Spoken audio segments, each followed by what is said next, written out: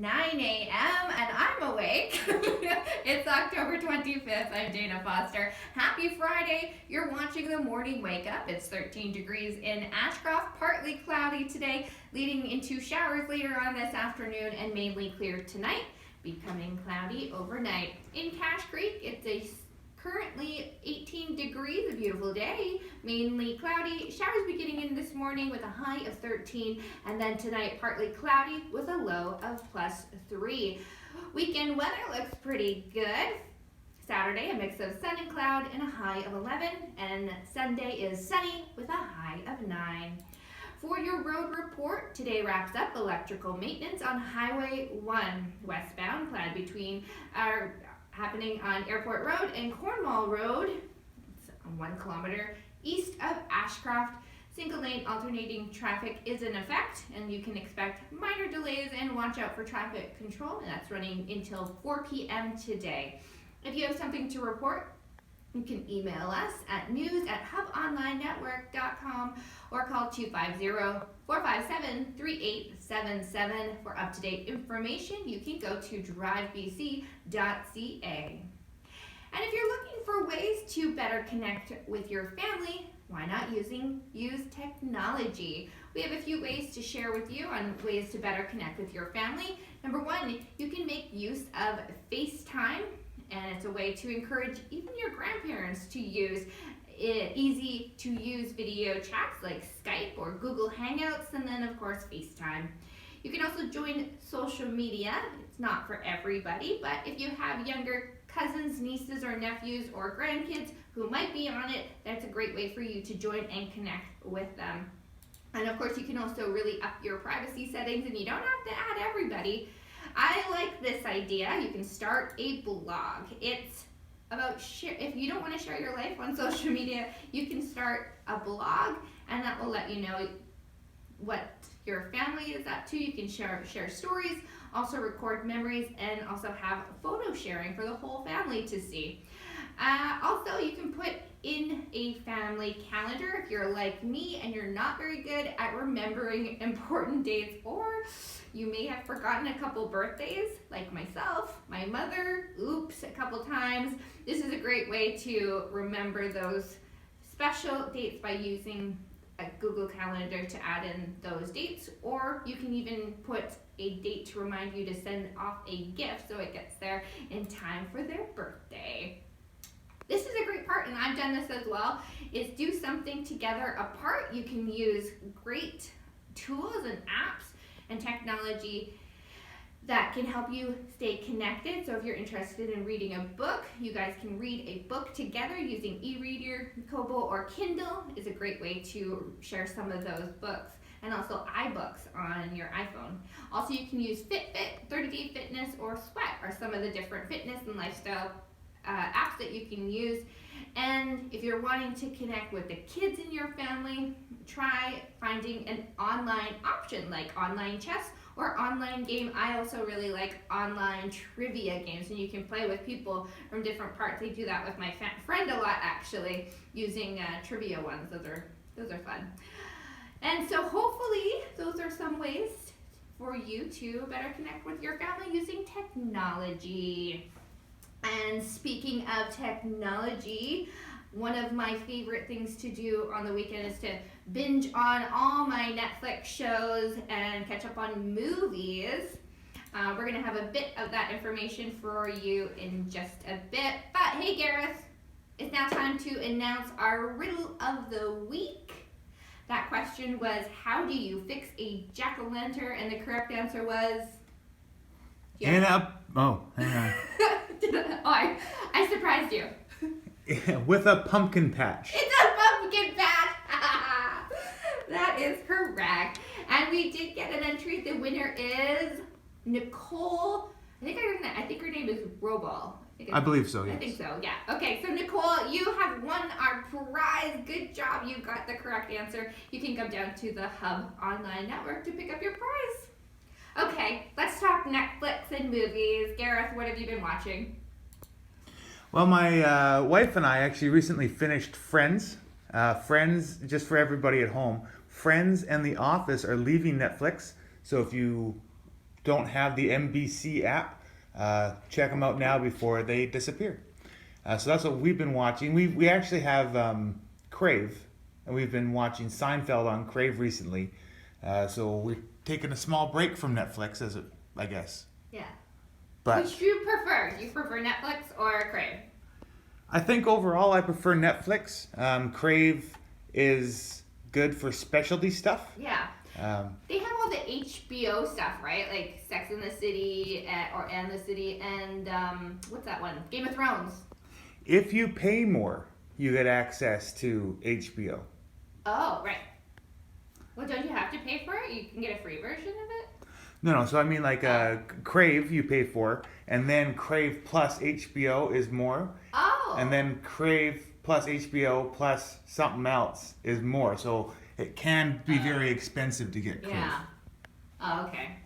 All right. I was telling you, I was watching Instainable. I think I'm saying it right, but it's about a pageant queen who has I don't know. She has a thirst for killing people, and it's pretty funny. I don't know. I thought maybe not the best family friendly show to watch, but I like it, and it's kind of different, kind of weird, kind of quirky.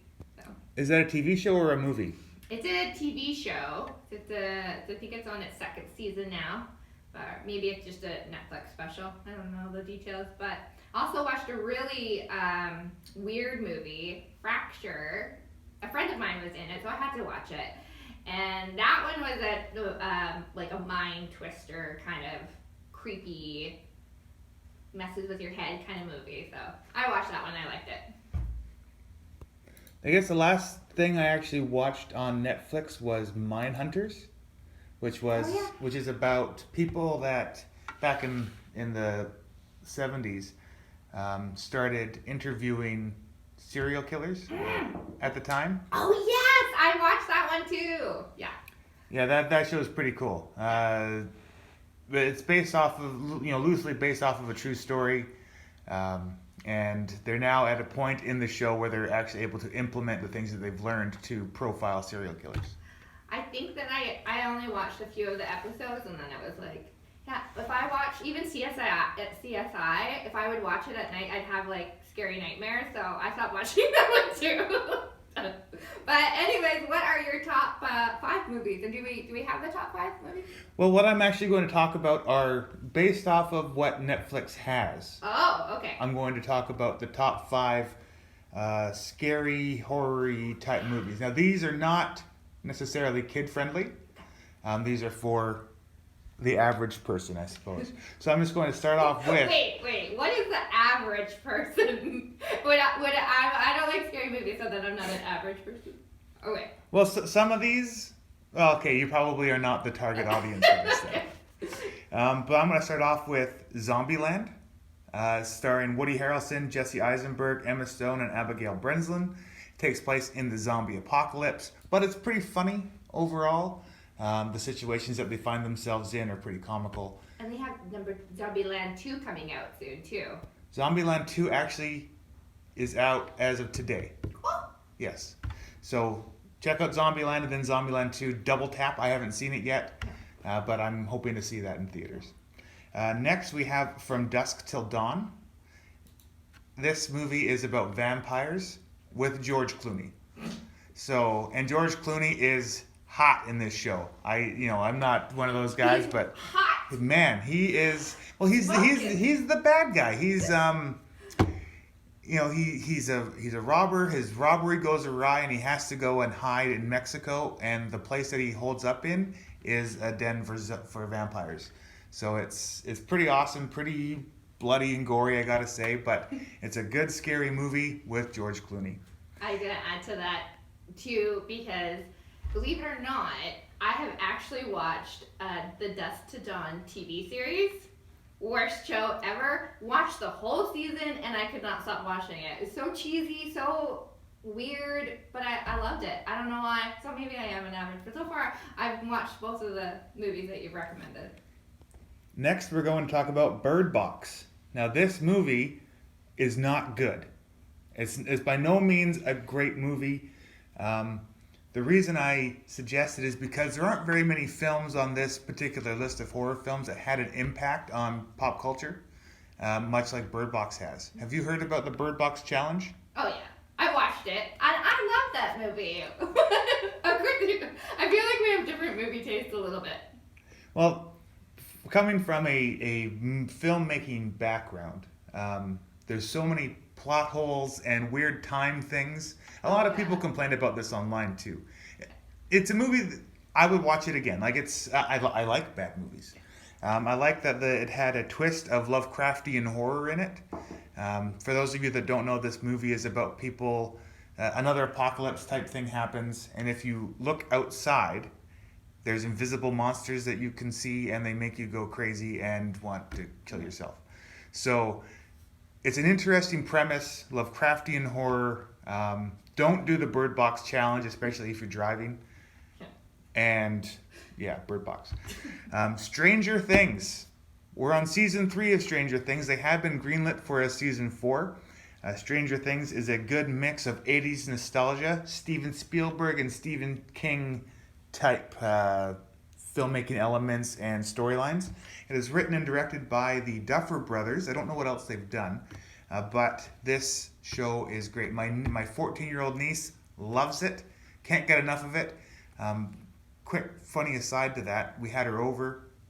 We said, let's watch Stranger Things. She did not want to watch it at all. We made her watch it, and now she loves it. You made her watch it. Watch this show. It's actually one of my favorite shows because it has that kind of like the 80s style movies that kind of nostalgic for me. But then I started watching Dark, which is also like a adult kind of version of Stranger Things. I wasn't happy with the last season of Stranger Things, so it wasn't that great. Right. I think it sort of has become a little bit too comical. Yeah. A bit too easy for them to get. You kind of know that nothing's going to happen to them. Yeah. They're in all these crazy situations like Russians in Hawkins. Yeah. Anyway, Yeah. I'm looking forward to season 4. Hopefully it kind of goes back to, like, season 1 was always the best, but I'm hoping that they sort of go back to that more mysterious horror feel. Mm-hmm. And last but not least, Love, Death, and Robots.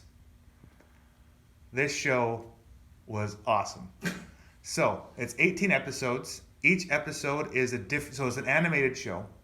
Each episode is a different type of animation. So it goes from handwritten to CGI. There's actually one where there's live action people with CGI involved. It's very cool. It reminds me of Heavy Metal, the magazine series. The 90s? Well, Heavy Metal's still going, but yes.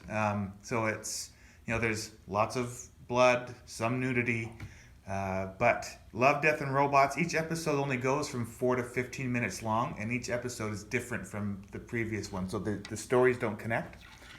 Very cool. Check it out.